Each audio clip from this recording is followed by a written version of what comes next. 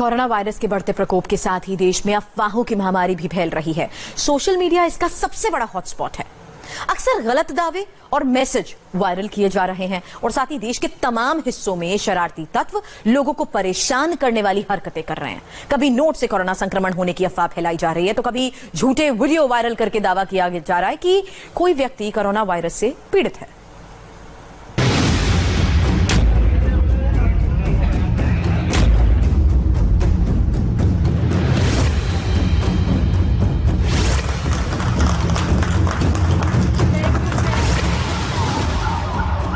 Corona virus के इस दौर में बहुत से शरारती तत्व सक्रिय हैं। इंदौर में ऐसे ही एक अज्ञात व्यक्ति की करतूत से हड़कंप मच गया। असल में इंदौर के कसेरा क्षेत्र में किसी अनजान व्यक्ति ने सड़क पर 100, 200, 500 के 20 से 25 नोट फेंक दिए थे। सड़क पर पड़े इन नोटों को लेकर स्थानीय लोगों में तरह तरह की अटकलें चल पड़ी, जिसके बाद लोगों ने पुलिस को जानकारी दी। मौके पर पहुंची पुलिस ने इन नोटों को अपने कब्जे में लेकर जांच के लिए भेज दिया है। आज दोपहर लगभग 12:30 बजे के आसपास की घटना है, जिसमें क्षेत्र में भ्रमण कर रही पुलिस बल को यह सूचना मिली थी कि खातीपुरा धर्मशाला के सामने मुख्य मार्ग पर कुछ नोट पड़े हुए हैं। इस सूचना पर पुलिस बल मौके पर पहुंचा और जब उक्त नोटों को वहां देखने पर उनका कोई स्वामित्व नहीं प्रकट हुआ तब उन्हें सैनिटाइज करके जब्त किया गया है। गाजियाबाद में कोरोना के मरीजों के लिए बनाए गए क्वारंटीन सेंटर में अब लोगों को मनोवैज्ञानिक मदद भी मुहैया कराई जा रही है। इन क्वारंटीन सेंटर में साइकोलॉजिस्ट तैनात किए गए हैं, जो मरीजों को कोरोना बीमारी के मानसिक प्रभावों से बचाने के तरीकों को समझा रहे हैं। हम लोगों ने जो हमारे 8 क्वारंटाइन यहाँ चल रहे हैं, इसमें करीब 600 लोग वहाँ पर रखे गए हैं। और ये सही बात है कि कोरोना का नाम इतना भयानक है कि लोग इससे स्ट्रेस में आ जाते हैं और मनोवैज्ञानिक रूप से उनको स्वस्थ करने की जरूरत होती है।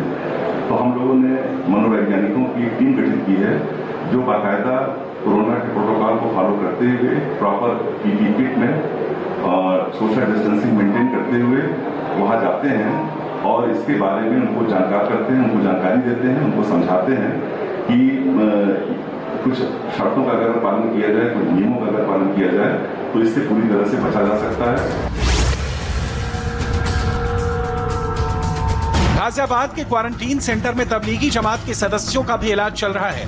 पहले इन लोगों के स्वास्थ्य कर्मियों से बदसलूकी करने की भी खबरें आई थी, लेकिन अब मनोचिकित्सक जमात के सदस्यों को समझा रहे हैं कि वो अपने आप को दिमागी तौर पर फिट कैसे रखें।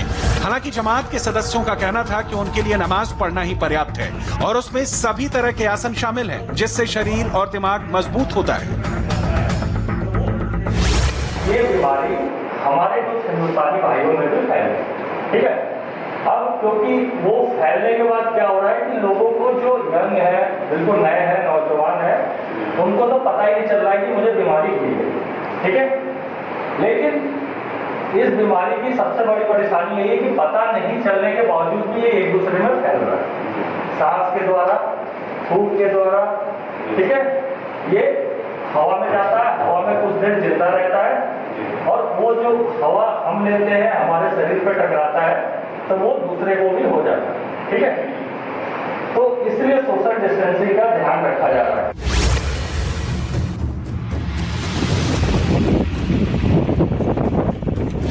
आज कोरोना महामारी से राहत की एक बड़ी खबर नोएडा से आई। यहाँ की रहने वाली 33 बरस की पूजा को नोएडा के शारदा अस्पताल में भर्ती कराया गया था। इससे पहले पूजा और उनके पति दोनों ही चाइल्ड पीजीआई में भर्ती थे। वहाँ हालत बिगड़ने के बाद दोनों को ग्रेटर नोएडा के शारदा अस्पताल में भर्ती कराया गया। जब पूजा का लगातार दूसरा कोरोना टेस्ट भी नेगेटिव आया तो उन्हें अस्पताल के स्वास्थ्य कर्मियों ने फूल बरसाकर और ताली बरसाकर विदा किया। इस मौके पर शारदा अस्पताल के superintendent doctor Ashutosh Niranjan, nodal अधिकारी डॉक्टर अभिषेक त्रिपाठी समेत अस्पताल के कई डॉक्टर और नर्स मौजूद थे। पूजा ने इस मौके पर अस्पताल के कर्मचारियों का शुक्रिया अदा किया। सब लोगों ने बहुत ध्यान रखा, स्पेशली जो स्टाफ है, डॉक्टर्स हैं, एंड आई अप्रिशिएट दैट कि आप लोगों ने बहुत ध्यान रखा।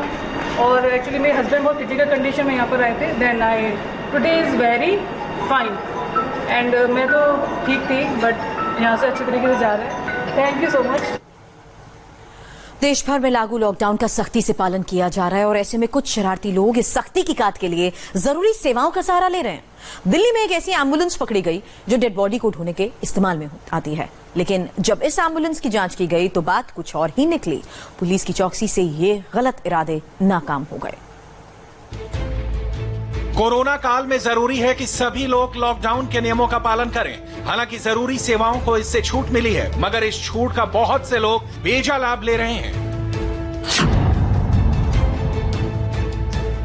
एम्बुलेंस के भीतर रखे इस फ्रीजर में आमतौर पर डेड बॉडी को रखा जाता है, लेकिन इस फ्रीजर में पकड़ी गई है 25 पेटी शराब। दिल्ली के छावला इलाके में पुलिस लॉकडाउन के दौरान हर गाड़ी की चेकिंग कर रही थी। इसी दौरान इस एम्बुलेंस पर पुलिस को शक हुआ, क्योंकि इसका ड्राइवर खेतों के रास्ते एम्बुलेंस को दिल्ली में घुसाने की कोशिश कर रहा था, जिसके बाद इस एम्बुलेंस को रोककर इसकी जांच की गई।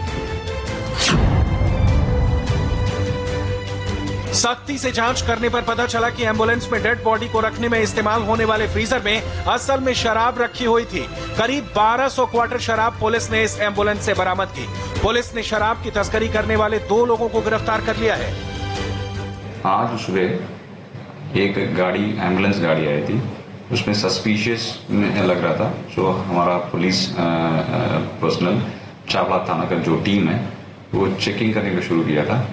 वो एम्बुलेंस गाड़ी के अंदर 2 व्यक्ति थे, एक का नाम है देवेंद्र है, दूसरा का हरीश है।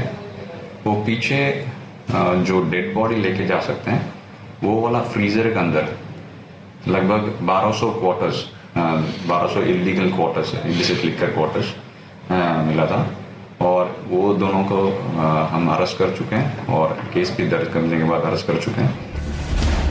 कोरोना के संक्रमण काल में बहुत से लोग सरकारी मदद का भी नाजायज फायदा उठा रहे हैं। राजस्थान के सीकर जिले के मोचीवाड़ा में रहने वाले नबी शेर खान ने 4 दिनों से भूखे होने और राशन न होने की शिकायत की थी। जब अधिकारी वहां राशन लेकर पहुंचे तो नबी शेर खान का दावा झूठा निकला।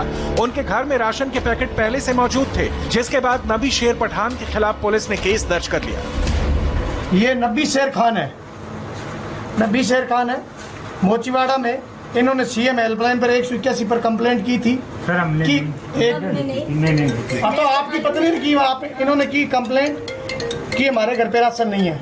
मैं कमिश्नर नगर परिषद सीकर राशन किट लेकर के आया, इनके घर पे चेक किया, इनको ऑलरेडी 4 किट मिल चुके हैं। एक ये रहा राशन की, इसमें पूरा चावल तेल पूरा भरा पड़ा, अभी तक तेल चावल सारा पड़ा, आटा पड़ा है।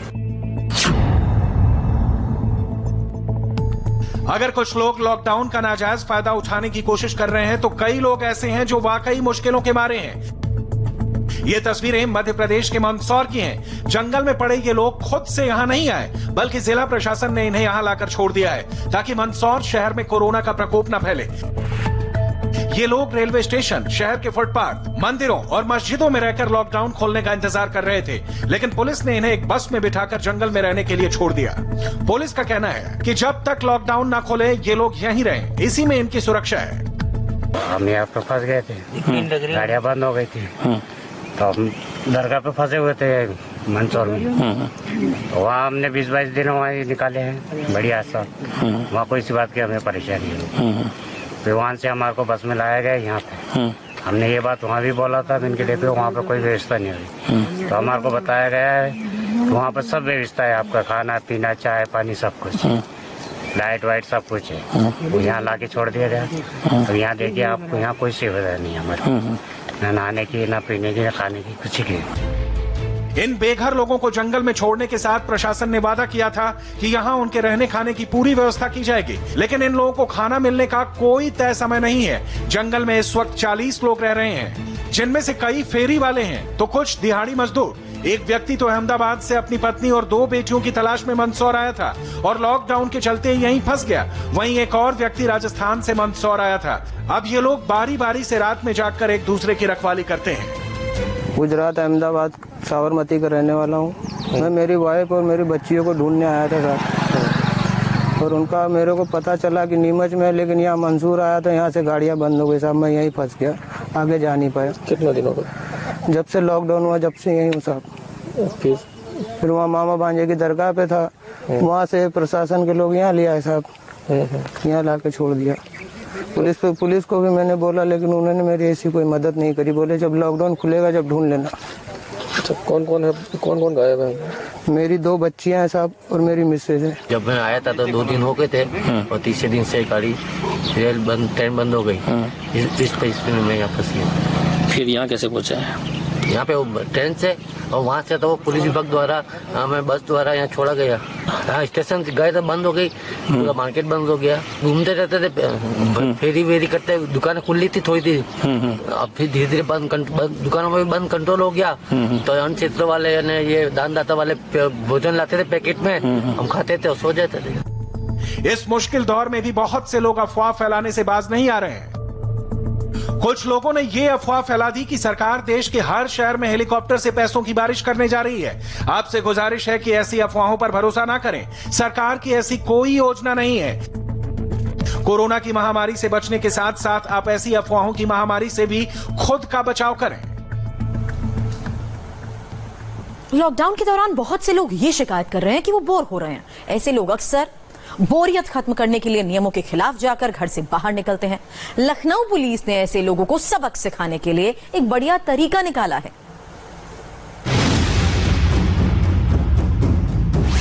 ये हैं लॉकडाउन के मुजरिम। लखनऊ के ये युवक लॉकडाउन के बावजूद अपने इलाकों में टहल रहे थे, जिसके बाद पुलिस ने इन्हें सबक सिखाने के लिए ये कसरत करने को कहा।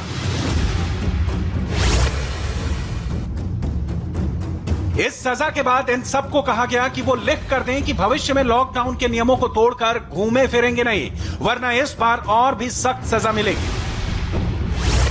लॉकडाउन का पालन करेंगे। लिख दिए। अनावश्यक घर से बाहर नहीं निकले, बता दिए।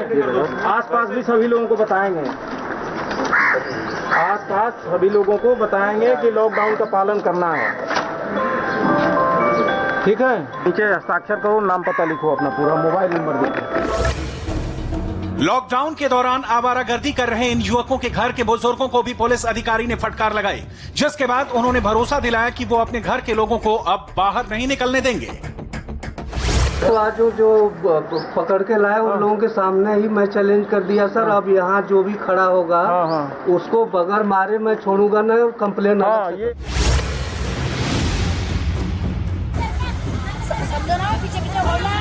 ये मंजर है महाराष्ट्र के नागपुर शहर का। यहाँ पर जन धन योजना एवं निराधार योजना के पैसे लेने के लिए बैंकों में महिलाओं की लंबी कतार लगी हुई है। आप इन तस्वीरों से खुद अंदाजा लगा सकते हैं कि यहाँ पर सोशल डिस्टेंसिंग के नियमों का बिल्कुल भी पालन नहीं हो रहा है। लोग कतार में एक दूसरे के बेहद करीब खड़े हुए हैं। ये एक बैंक का हाल नहीं, बल्कि सभी बैंकों के पास यही तस्वीर देखने को मिल रही है।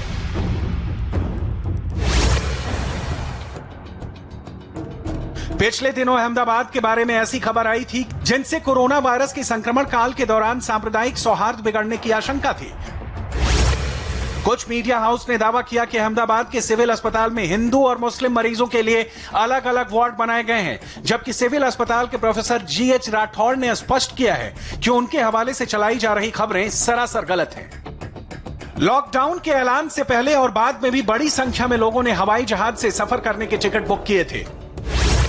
पहले खबर आई थी कि एयरलाइन इन बुक किए हुए टिकटों का पैसा वापस नहीं करेंगे। भविष्य में जब कोई यात्री हवाई सफर करेगा तो यह रकम उस यात्रा के खर्च में एडजस्ट की जाएगी। लेकिन नागरिक उड्डयन मंत्रालय ने साफ किया है कि सभी एयरलाइंस को लॉकडाउन के दौरान बुक कराए गए टिकटों को कैंसिल कराने पर पूरी रकम वापस करनी होगी। कोरोना के इस मुश्किल दौर में चोरी करना भी महंगा पड़ सकता है। वडोदरा में 2 युवक पान मसाले की चोरी के जुर्म में गिरफ्तार किए गए।